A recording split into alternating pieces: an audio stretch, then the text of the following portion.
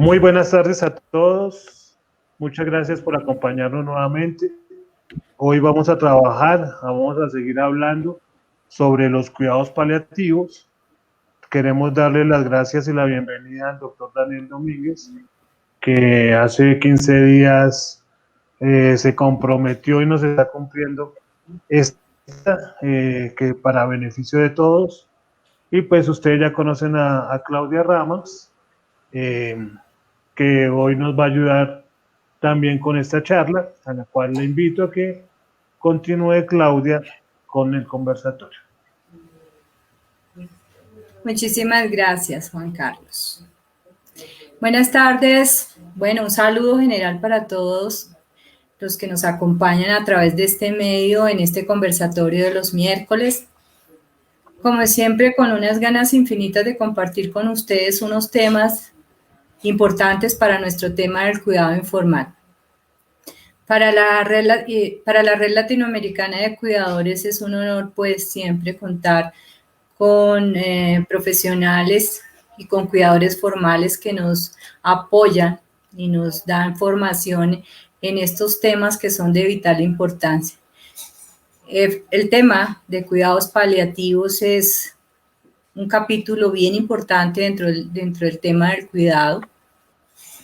Un tema muy importante para el cuidador informal y para el cuidador familiar especialmente, porque muy pocas veces se tiene acceso a esas herramientas o a esas posibilidades para mejorar nuestro actuar frente a esta situación de final de vida, o de por lo menos a estar acompañando a una persona en un deterioro en cualquiera de los aspectos mentales, sociales también.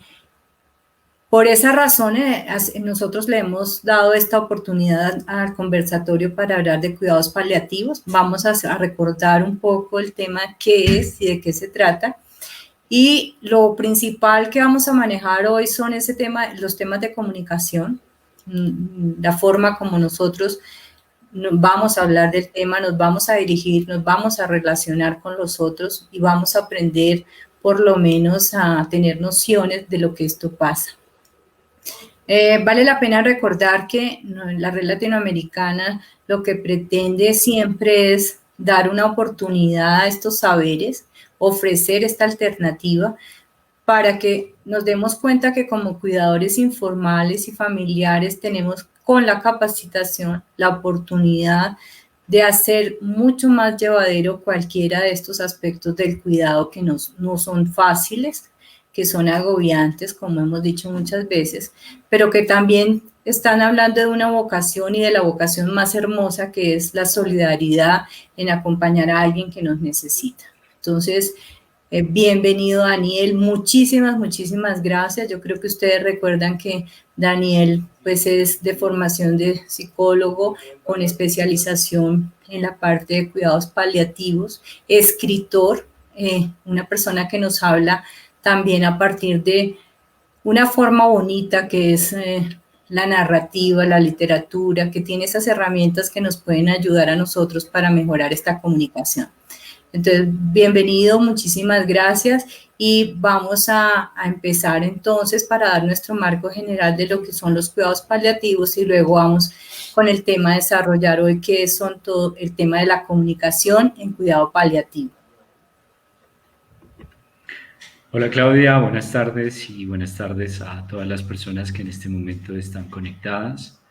Para mí es un gusto poderles compartir conocimiento y una experiencia que a lo largo de estos años en el cuidado paliativo y en mi experiencia con personas al final de la vida hemos podido ir construyendo y pues que esperamos que sea de mucha utilidad para cada una de las personas que están conectadas en este momento y las que nos puedan seguir viendo.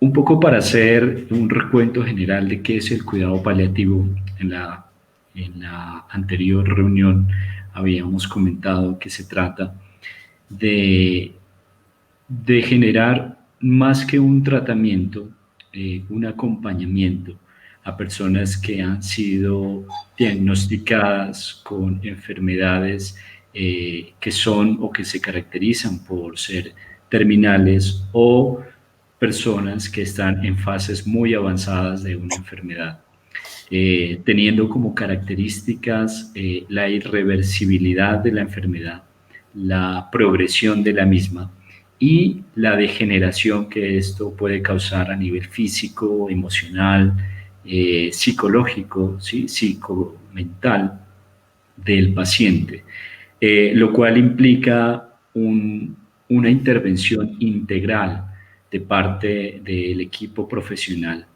Más que para tratar una enfermedad, se trata de aliviar, como lo habíamos mencionado, paliativo viene del verbo paliar, que significa aliviar, y por tanto centrarse en la búsqueda de la calidad de vida del paciente y su entorno inmediato, esto es, cuidadores y familiares. Por supuesto que es un desafío, es un desafío no solamente para el paciente, sino también para quien lo acompaña en el proceso de su enfermedad, que es el cuidador, la familia, y también es un desafío para los profesionales y más en una sociedad como la nuestra, donde pues aún carece de mucho conocimiento en esta área, pero que día a día se sigue avanzando. Daniel, cuando tú has tocado, digamos, el inicio de este tema de los cuidados paliativos, empieza a partir de una determinación o un diagnóstico. ¿Cuáles son esos componentes de diagnóstico?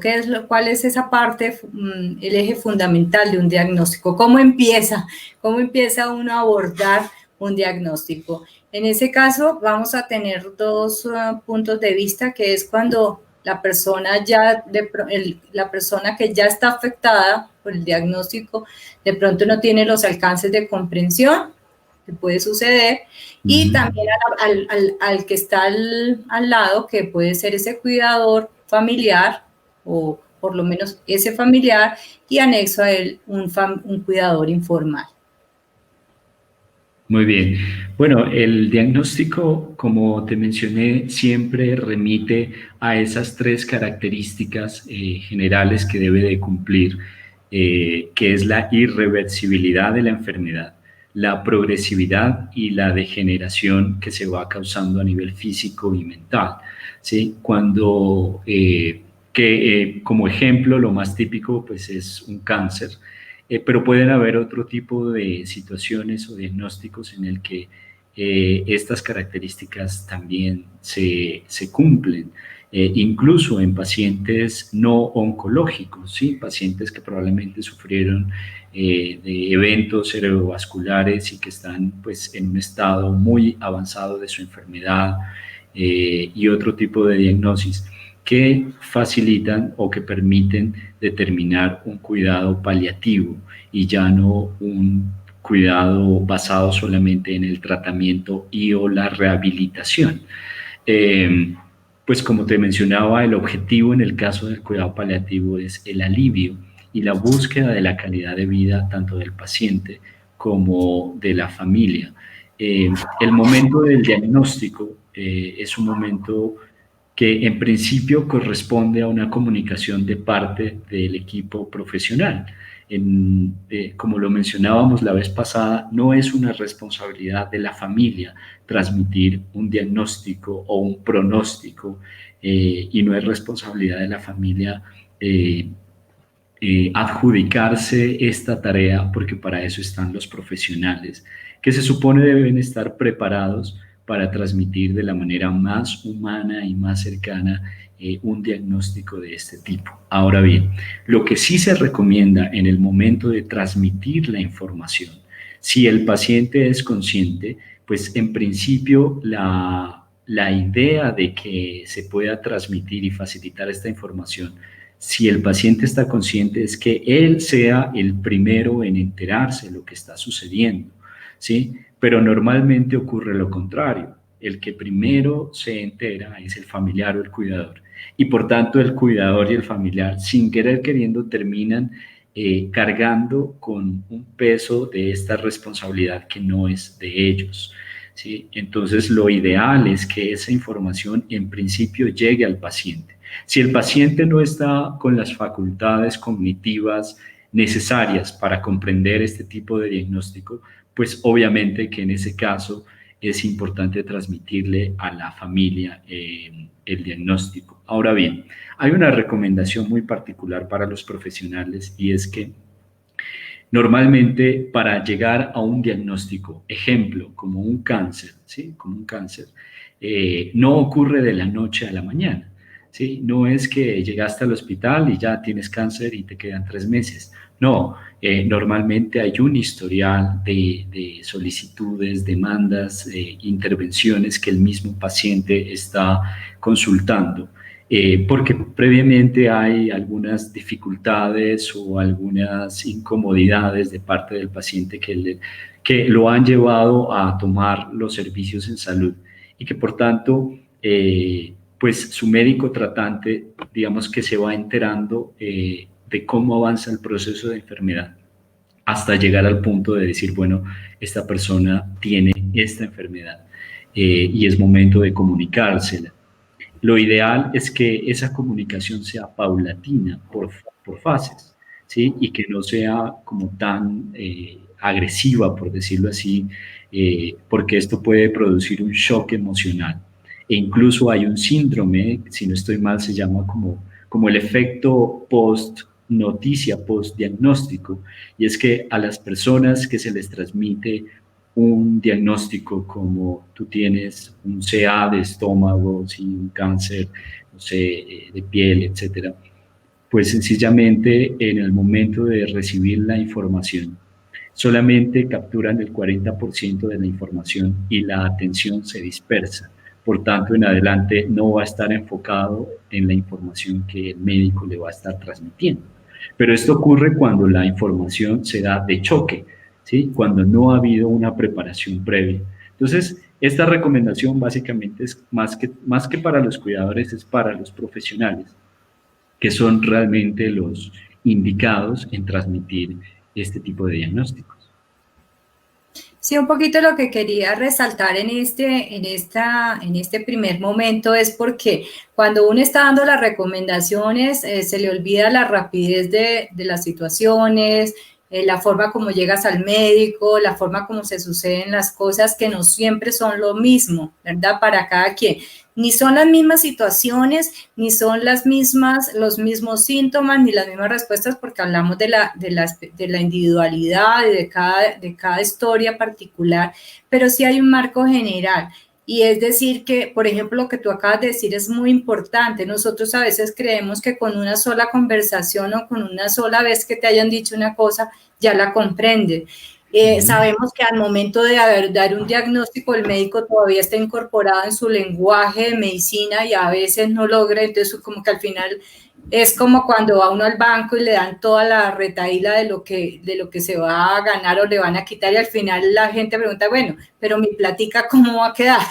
Entonces es exactamente lo mismo o muy parecida a la situación porque son tal cantidad de informaciones de shock más una situación particular que hace que vamos a requerir lo que estamos y vamos a empezar a desarrollar en el conversatorio de hoy, es esa comunicación, entendiendo que la comunicación va de un emisor a un receptor, de uno hacia otro, y fuera de eso hay un entorno que puede producir ruidos o que puede producir una cantidad de distorsiones en la información y que esto va a requerir tiempo. Entonces, vamos digamos que a tomar este primer momento diciendo que es una situación específica, mucho más difícil a cuando te dicen un pronóstico que te va a dar más esperanza.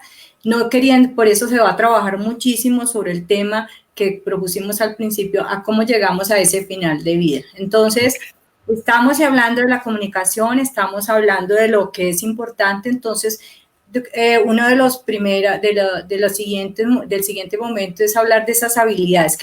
¿Cuáles son esas habilidades comunicativas que debe enfatizar o que debe tener en cuenta un cuidador en paliativos? Sí, Claudia.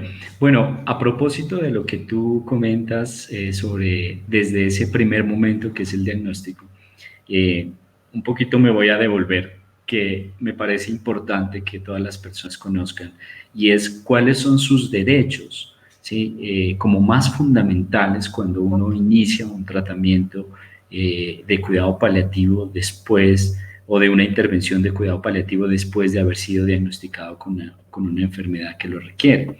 Y en principio es que las personas tienen derecho a que se le realice un consentimiento informado, ¿sí? ¿Esto qué implica? Pues que se le va a transmitir la información diagnóstica y el alcance de las intervenciones que se van a realizar en el transcurso de la enfermedad. Esto es importantísimo tanto para el paciente como para el cuidador.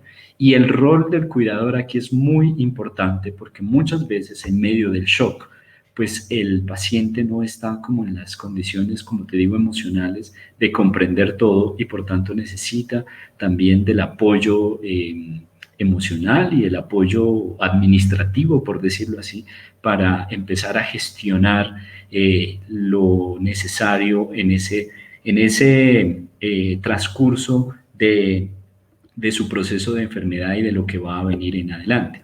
En segundo lugar, es importante pues que la persona tenga el derecho nuevamente de tener acceso a una información clara las veces que quiere, ¿sí? Porque como lo mencionábamos la vez anterior, a veces las personas se quedan con la primera información que se les ha dicho e incluso esa primera información ha sido o no ha sido lo suficientemente clara. Es más, muchas personas pueden quedar con muchas dudas y tienen el derecho de solicitar otro tipo de evaluaciones por parte de otros médicos que no sean necesariamente los tratantes. Eso hace parte de sus derechos. Por otro lado, es importante que las personas tengan claro que también tienen el derecho a negarse a un tratamiento, ¿sí? Yo no sé si lo había mencionado antes, pero a mí me han llamado muchas personas a solicitar como la aclaración, pues a mí y yo también puedo recurrir a mi equipo médico. Y la tesis es la siguiente. Bueno, el paciente tiene un diagnóstico quizá muy avanzado. La persona está en una edad muy avanzada.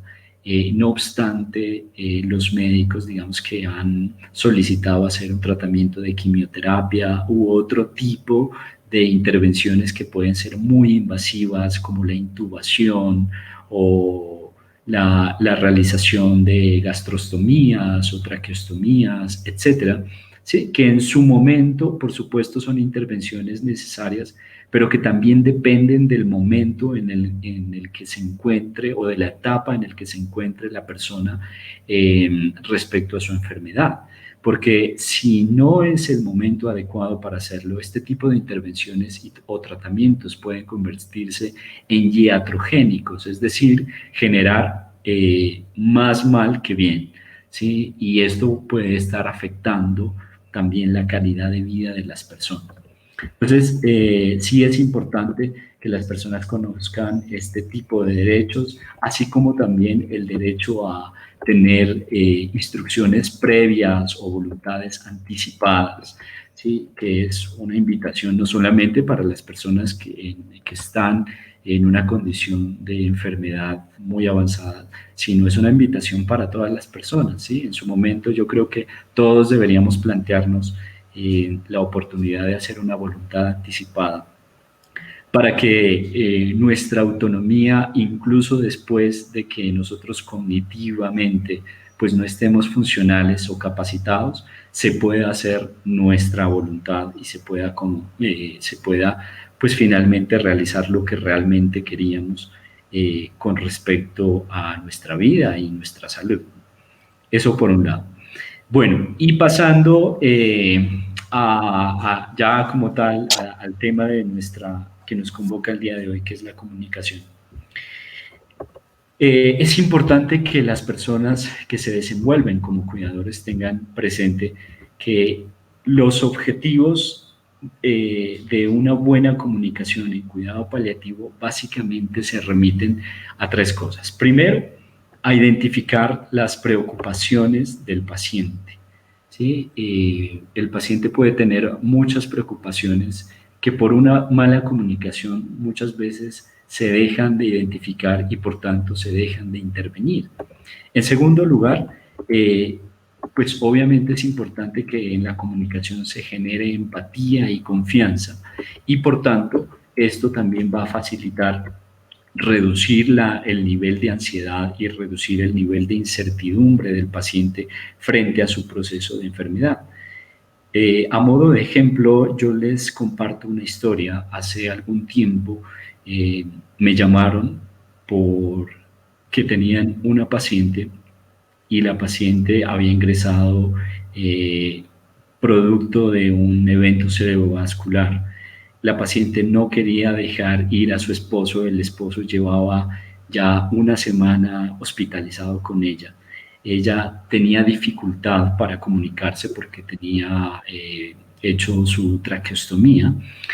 No obstante, ella podía comunicarse haciendo gestos con la boca, pero estaba con un nivel de ansiedad muy severo. Y pues esto también estaba afectando no solamente la adherencia al tratamiento que se le estaba haciendo, la adherencia a las intervenciones médicas que se le estaba haciendo, sino también que estaba afectando pues el bienestar de vida del esposo porque no lo dejaba salir en ningún momento. Bueno, en su momento se intervino desde la parte médica, pero no encontraron como la raíz de lo que estaba sucediendo. Entonces, yo fui hasta donde la paciente y empezamos a hablar. Como les digo, el primer objetivo de entablar una comunicación es entablar una relación de empatía y confianza, de tal forma que haya una apertura de parte del paciente. En ese instante ella empezó, bueno, fue un poco difícil interpretar, digamos, sus gestos, pero pudimos entendernos. Y bueno, ella empezó a comentarme y yo empecé a hacer como mi evaluación mental. Aparentemente la señora estaba completamente normal cognitivamente y tuvimos una conversación normal. Ella al final me refirió la causa de su angustia, ¿sí? Frente a la pregunta sencilla de ¿qué es exactamente lo que te preocupa? ¿Sí? Y ella me empezó a contar una historia, y la historia es que en el lugar anterior donde ella había estado en una unidad de cuidado intensivo, ella presenció la siguiente escena, y la escena era que el esposo firmó unos documentos a la enfermera, pero esos documentos habían sido una venta de su alma al diablo. ¿Sí? Entonces ella a partir de ese momento empezó a tener un delirium y empezó a fantasear con muchos espíritus malignos que estaban alrededor de ella y estaba supremamente angustiada porque ella creía que estaban conspirando para matarla y por eso ella no quería dejar ir a su esposo de la habitación del hospital y quería que estuviera con ella continuamente. No obstante, ella nunca lo había manifestado. Si bien es cierto, la paciente estaba con un delirium causa el encierro que había tenido y, por supuesto, el evento fisiológico en el que ella se encontraba derivado del SB, también había un problema de comunicación muy grande en ese caso, porque quizá nadie se dio la oportunidad de preguntarle, estableciendo una relación de empatía, de preguntarle qué es exactamente lo que te preocupa, ¿sí? Entonces, eso facilitó muchísimo en adelante una intervención interdisciplinaria y empezar a comprender la angustia y empezar a comprender la ansiedad que la invadía a ella. Y finalmente eso facilitó una intervención no solamente interdisciplinaria, sino también familiar, de tal forma que ella comprendiera de a poco lo que estaba sucediendo y por tanto ella empezara a evolucionar. Finalmente ella, pues con el trabajo de todo el equipo, pudo ir recuperando más conciencia e ir dejando esos miedos que la atormentaban. Pero todo empezó por un tema de comunicación. Entonces, la habilidad más grande que una persona debe desarrollar al momento de comunicarse con las demás personas es justamente generar empatía, generar confianza, ¿sí? Y para eso es importante aprender a escuchar. Y para eso es importante dejar a un lado los prejuicios, abrirse a la otra persona tal como es, y poder verla directamente a los ojos y hacerle las preguntas necesarias para que la otra persona pueda contarnos su sentir, su sentimiento, y lo pueda hacer sin vergüenza, sin prejuicios, y también se pueda recostar, por decirlo así, espiritualmente en nosotros, de tal forma que encuentre en nosotros o en el cuidador un pilar, un apoyo, un soporte, y no una barrera. Creo que con esa historia hemos cubierto unos aspectos bien importantes. Cada historia es particular y esta es una situación, digamos, que no es tampoco tan extraña, porque alrededor de la muerte, las creencias, la conciencia, todo aquello que ha significado nuestra historia recobra mucha importancia para el sujeto que la está padeciendo y también para las personas que están alrededor, cuidadores. Y cuando hablamos de esa empatía, entonces imagínese trasladarse a otro en una dimensión tan difícil o tan difícil de imaginarse como es estar al final de la vida o tener claridad de que eso está pasando.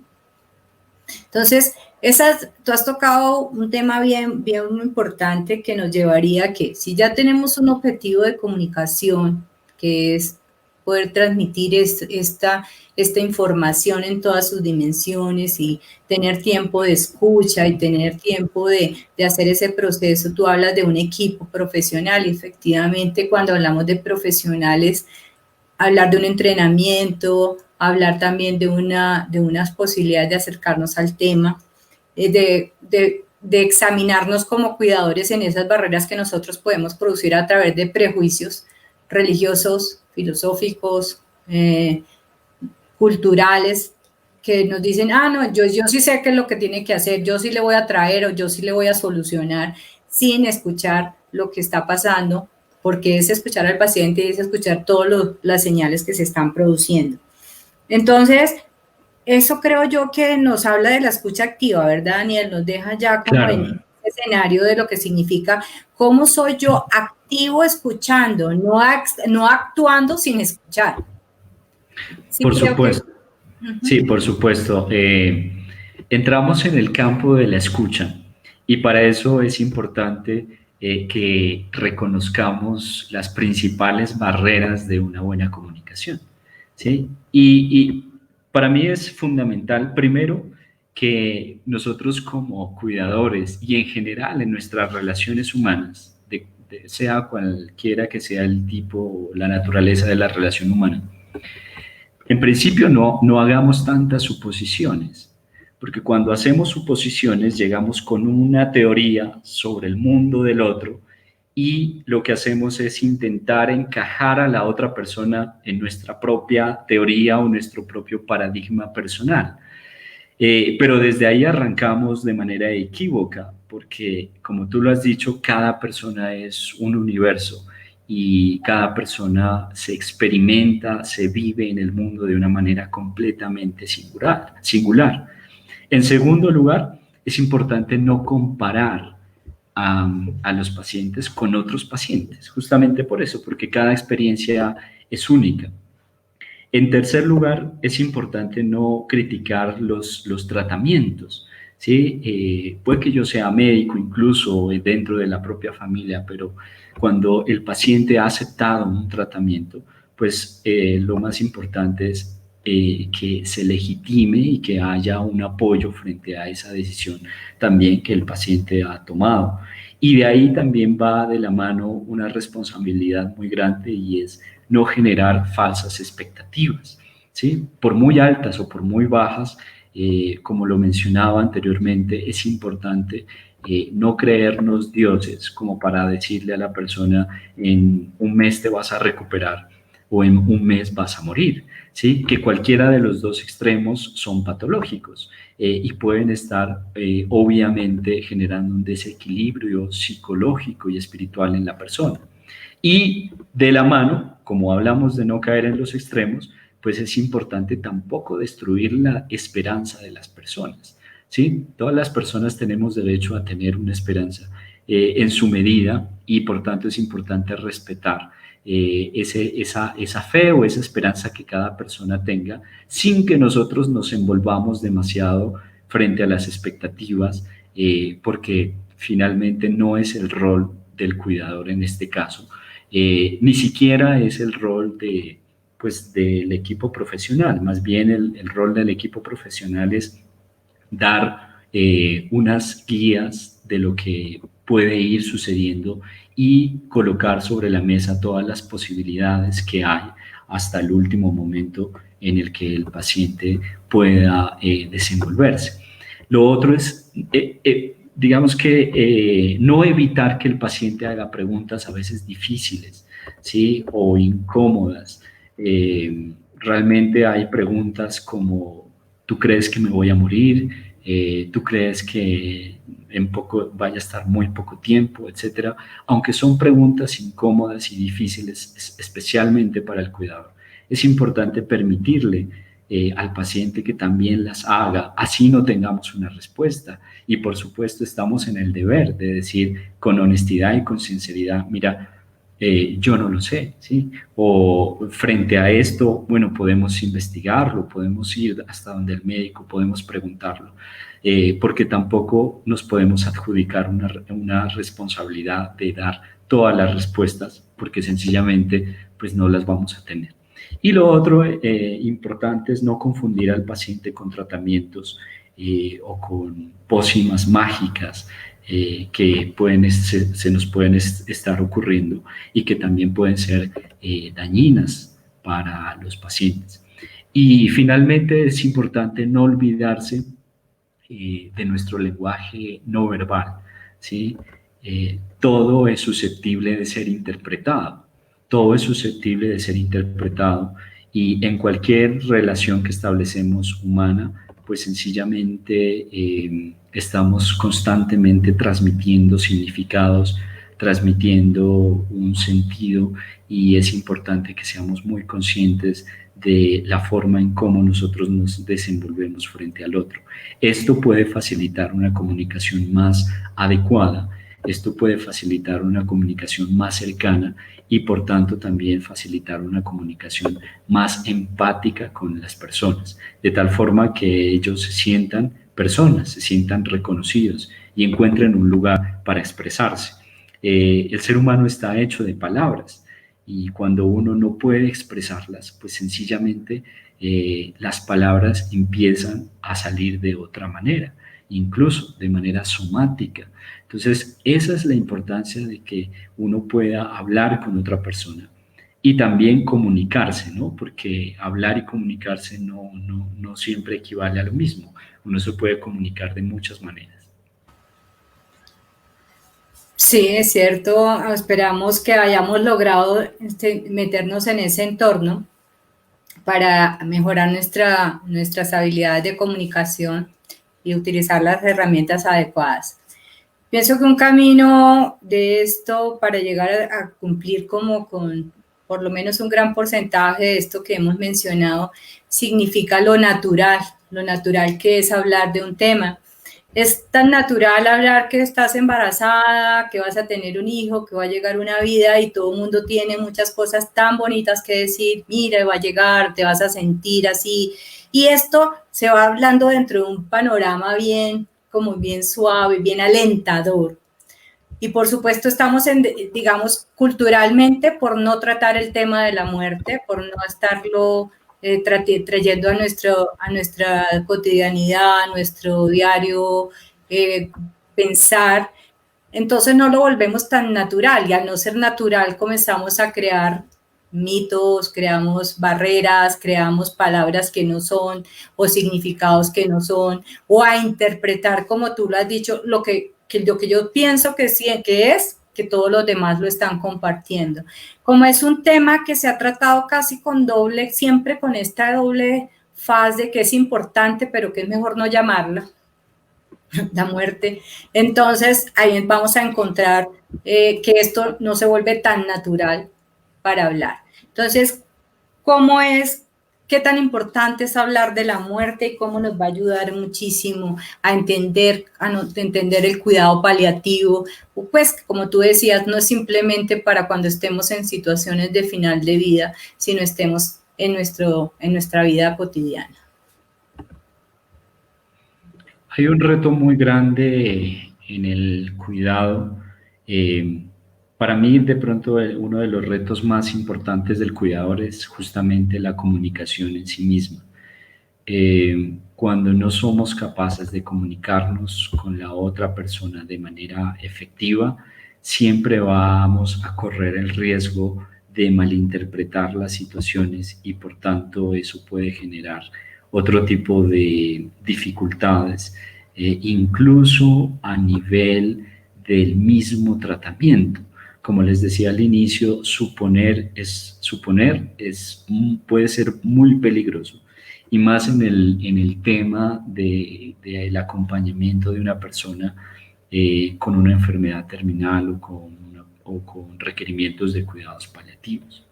Entonces, para hablar de temas que son muy poco frecuentados, muy poco hablados, como el tema de la muerte, pues es un tema que parte justamente de la empatía, ¿sí? Es importante que nos podamos ganar la confianza de la persona.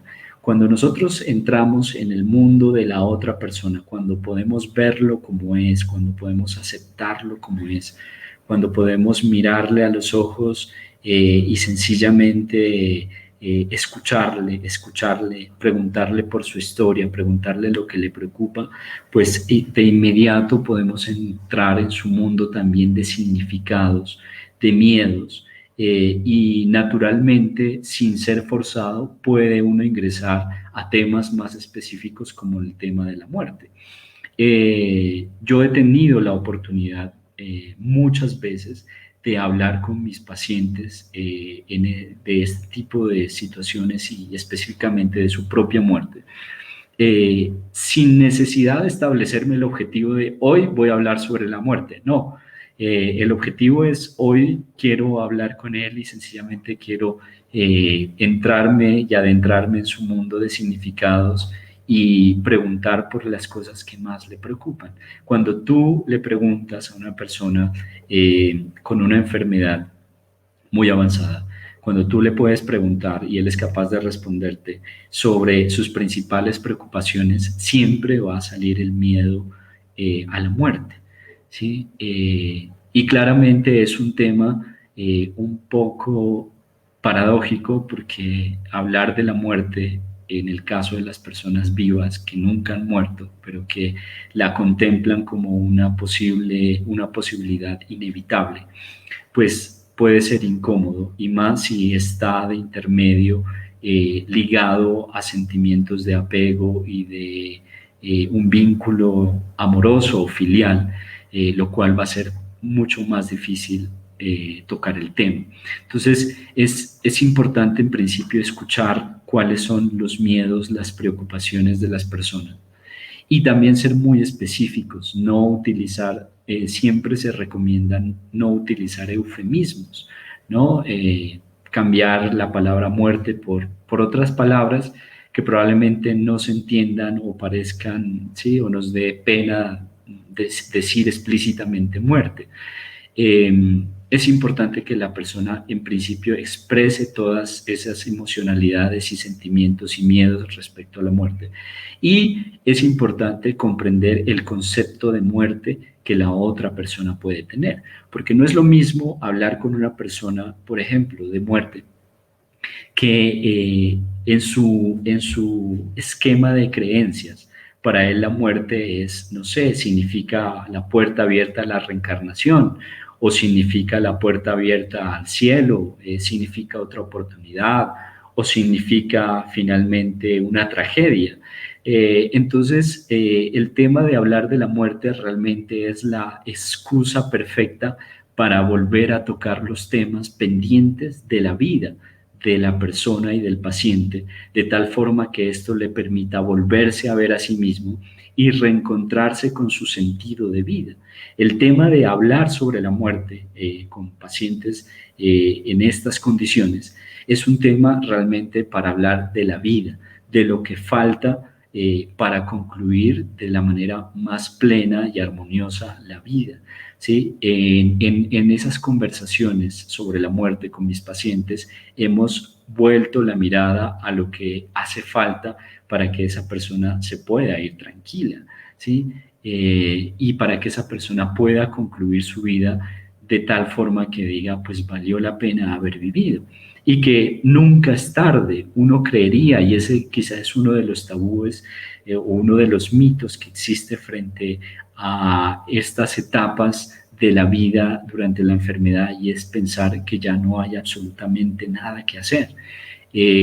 Muchas personas han encontrado, por decirlo así, su plenitud en los últimos días de su vida, ¿sí? Quizá porque en últimas lo que importa no es tanto la cantidad de tiempo que hayamos vivido, sino la forma en cómo la hayamos vivido y por tanto las conclusiones más importantes a las que hayamos llegado sobre nosotros mismos.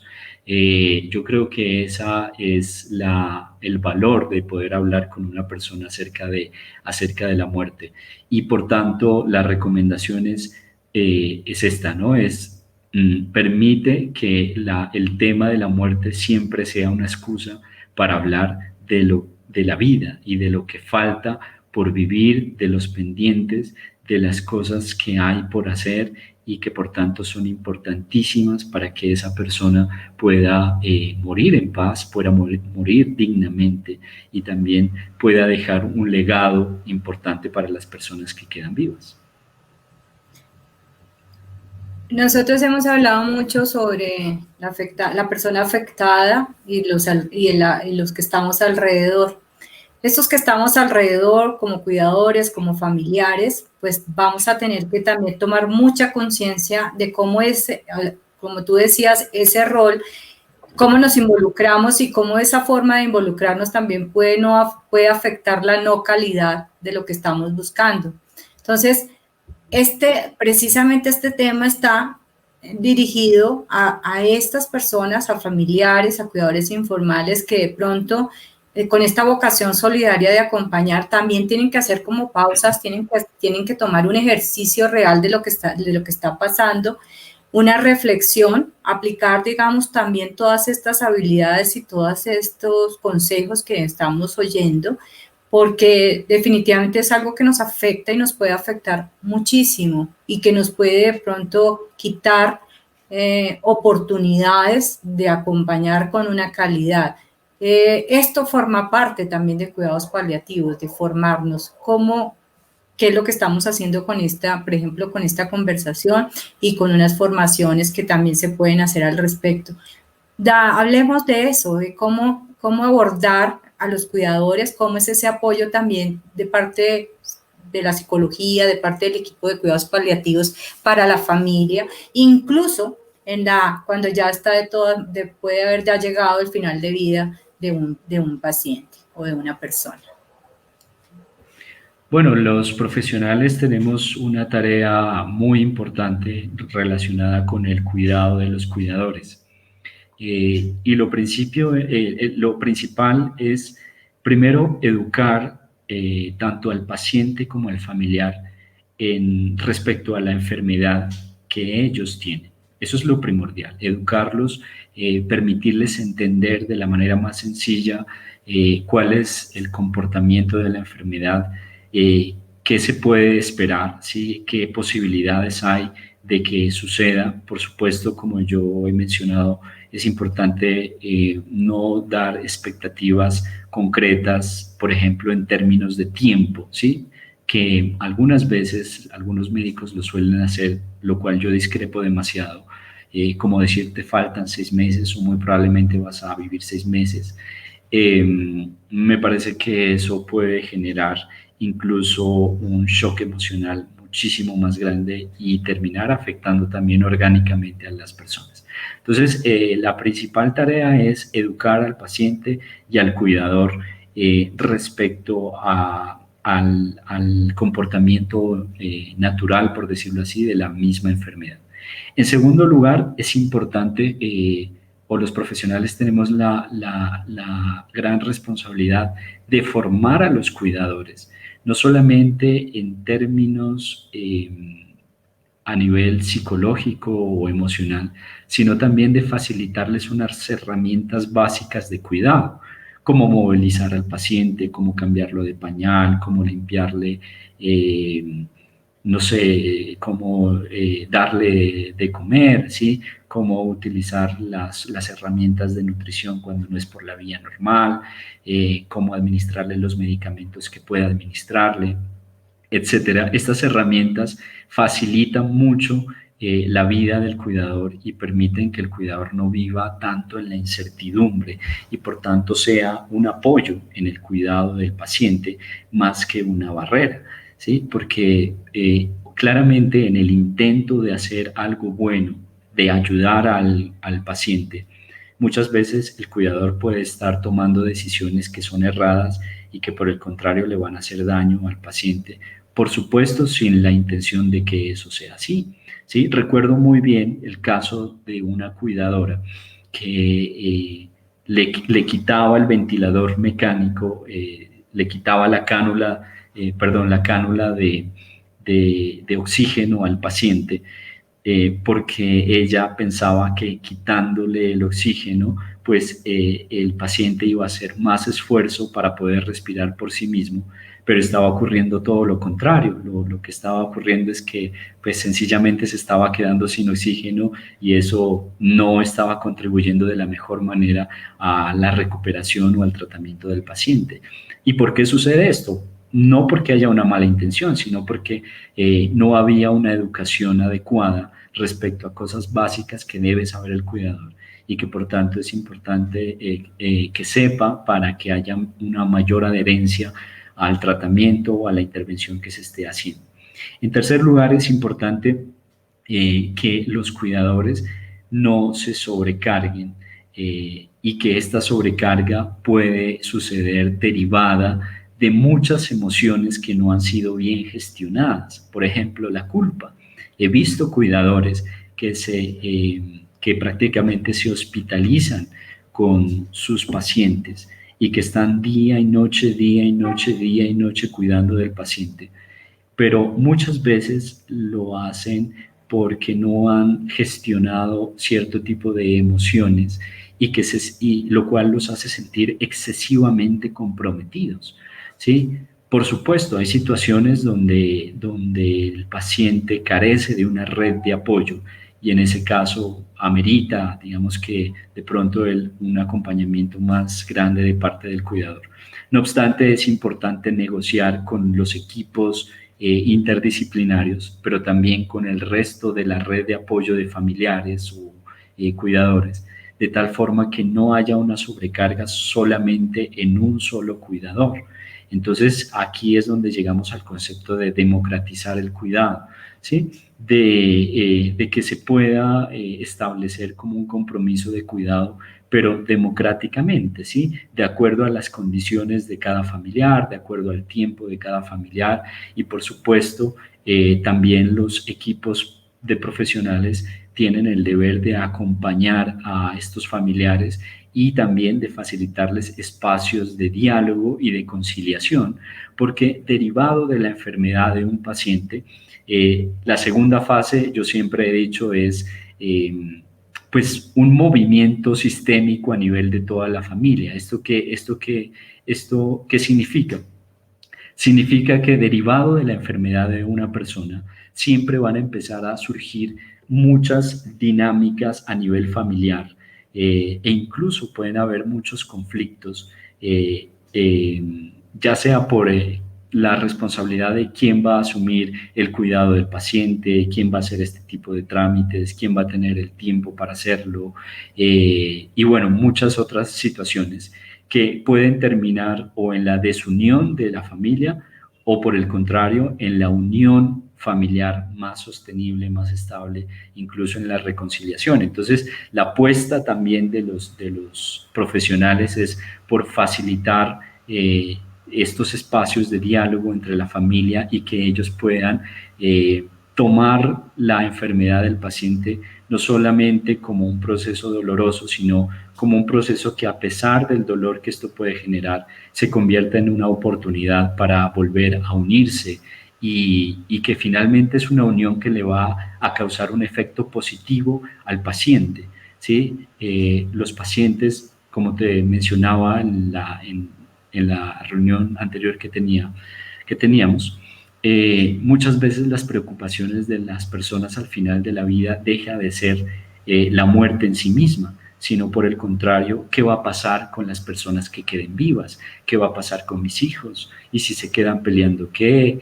Etcétera. Entonces, el rol de la familia es importantísimo en términos de unión y, por tanto, de apoyo mutuo, lo cual va a facilitar mucho evitar situaciones de sobrecarga y, bueno, de síndromes como el síndrome del quemado, ¿no? Que es un síndrome muy común dentro de la comunidad de los cuidadores. Es súper claro, has dado unas herramientas que creo que en la línea de cuidado sanitario para cuidadores informales, en los manuales de la OMS, en todas estas oportunidades que tenemos como nosotros que capacitamos y trabajamos en estos temas, son fundamentales. Cómo aprender nos aliviana muchas cosas. Tú hablas de la gestión de las emociones, esto tiene que ver mucho con el área de la psicología también, con el área de cómo nosotros hemos desarrollado una vida dentro de un ambiente sano. A veces podemos llegar a una adultez con una gran problemática de no gestión de emociones. Afortunadamente, yo creo que con esto de la pandemia también hemos tenido oportunidad de conocer muchos temas al respecto, porque ya no es, digamos, que está mucho más abierta la información. También es importante ver que, por ejemplo, gestionar emociones sería recibiendo esa ayuda profesional. Daniel, tú quieres compartir con nosotros si tenemos inquietudes, si queremos consultarte, si queremos saber más sobre este tema contigo, recibir alguna ayuda, pues por supuesto a través de la red nosotros damos información tuya, pero entonces te dejo este momento para que hablemos al respecto. Claro que sí. Marcado la experiencia que has tenido. Claro que sí, en mi experiencia, como te digo, he tenido la oportunidad de acompañar a muchos pacientes, pero también a sus familiares y cuidadores a gestionar estas emociones, a gestionar con una de las emociones que a veces más nos puede atacar en estas situaciones, que es el dolor, pero también la culpa y, por supuesto, el sufrimiento derivado de esa pérdida paradójica de la que habíamos hablado y de la pérdida como tal en el momento de la muerte del paciente. Y bueno, este es un trabajo de acompañar un duelo, no solamente un duelo después de la muerte del paciente, sino también un duelo anticipado, ¿no? Un duelo anticipado que la persona, que el cuidador o el familiar empieza a vivir desde el momento del diagnóstico del paciente. ¿Sí? Desde el momento del diagnóstico del paciente, el familiar empieza a experimentar la pérdida, pero pues es una pérdida que aún no se ha concretado y que, por tanto, al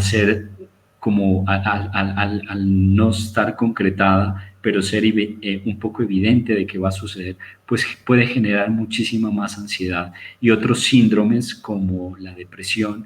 Y hay un síndrome muy particular dentro de los cuidados paliativos en los pacientes que se llama el síndrome de desmoralización. Y en esto me encantaría hacer hincapié y aclarar algo. Tuve la oportunidad de discutir este concepto porque es muy nuevo con las personas que lo propusieron. Ellos son europeos.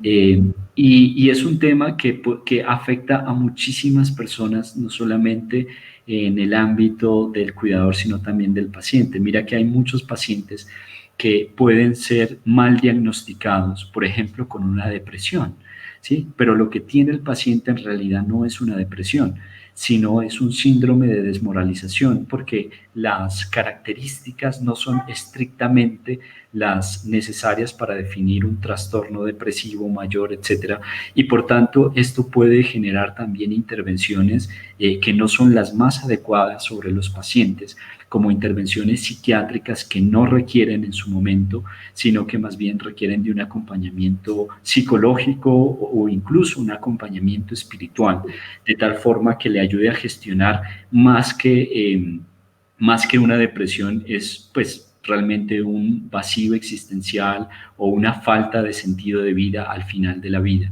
que aunque son cosas que se tocan, que se parecen, pero que pueden ser muy distintas y por tanto puede marcar mucho la diferencia en cuanto a la forma de intervenir al paciente. Por supuesto que esta forma de intervenir debe de ser principalmente evaluada, valorada y determinar de qué manera se lo puede intervenir. Entonces, esto es importante que sepan los pacientes, los familiares, que el familiar pueda acudir también a un profesional para que pueda hablar, ¿sí?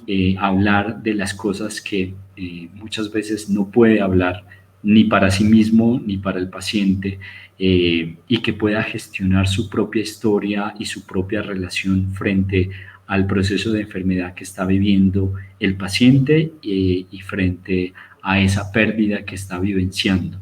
Yo creo que lo más importante, de las cosas más importantes que un cuidador debe tener presente es que de cualquier modo es un camino de aprendizaje, ¿sí? Y es un camino de aprendizaje que aunque muchas veces resulta ser doloroso, pero puede convertirse en una oportunidad no solamente para transmitirle el amor y para transmitirle el cuidado a una persona que nos necesita, sino también para encontrarnos con nosotros mismos, para reevaluar nuestra propia vida y para darle un nuevo rumbo a lo que estamos viviendo de tal forma que tenga un sentido de vida muchísimo más pleno. ¿Y a dónde te consultamos? ¿Quieres decir Bueno, algo al respecto? sí, claro, me pueden consultar. Bueno, en Instagram estamos como Daniel Domínguez B1.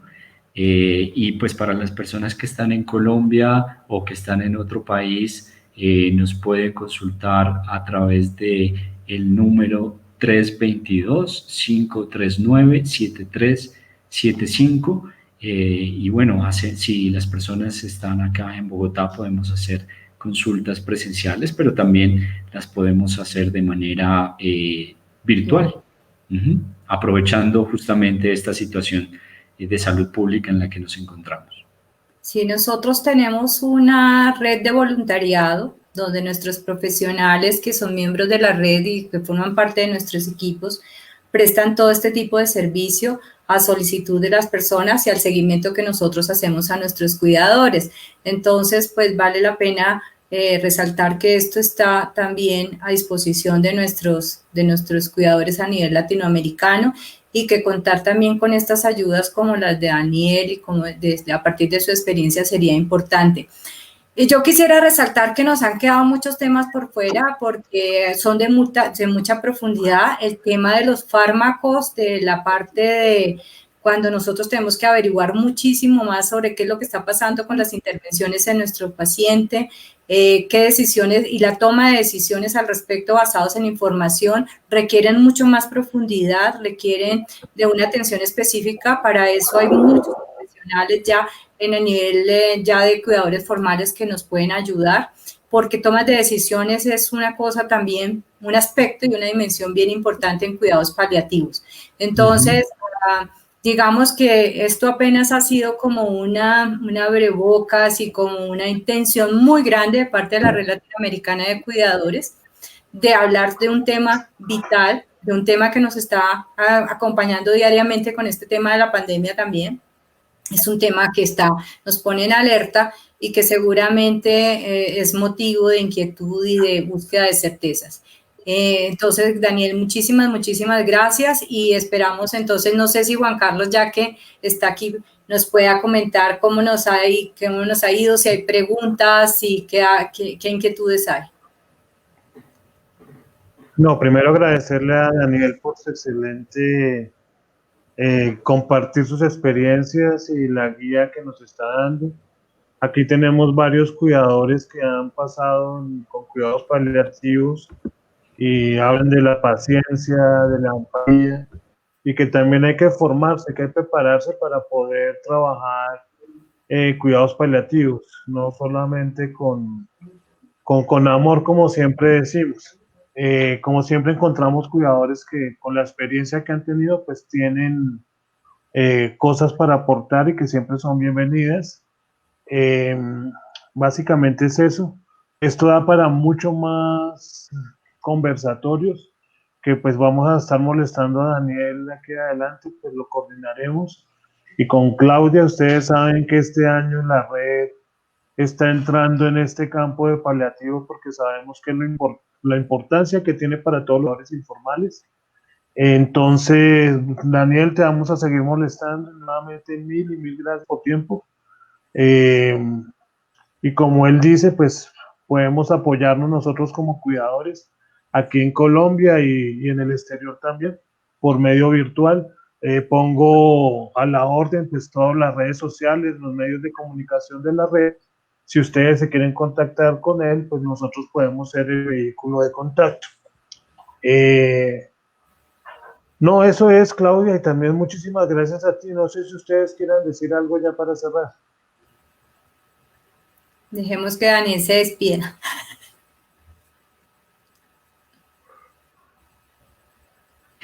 No, en principio darles muchas gracias a ustedes también por el espacio. Yo creo que este conocimiento es un conocimiento del mundo y por tanto es sencillamente compartirles un saber que espero que sea útil para cada uno de ustedes.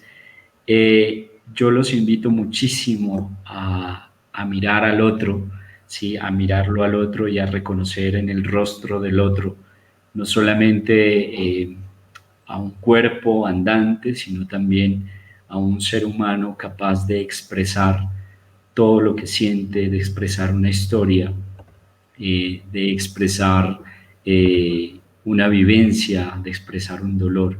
Y por tanto, como dice un gran filósofo que se llama Emmanuel Levinas, él dice que nosotros no solamente tenemos una responsabilidad física frente al otro, sino también una responsabilidad semiótica.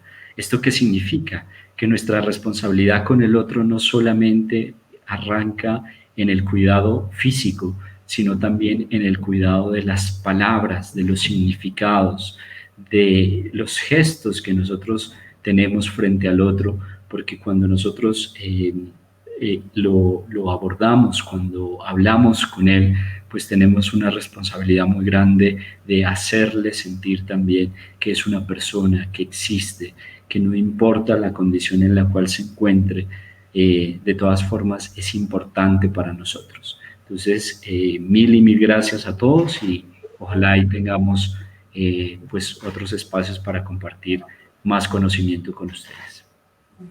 Gracias a ti, Daniel, o sea, valga la oportunidad. Yo creo que no voy a comprometerte algo con tu libro, con el tema tratado a través de la narrativa, porque eso también sería de mucha ayuda para las personas, tener algo, para nosotros los colombianos, algo también propio, parte tuya, impulsar este sentido y para ayudar a los demás. Muchísimas, muchísimas gracias por mejorarnos y por mejorarnos cada día en este aprendizaje.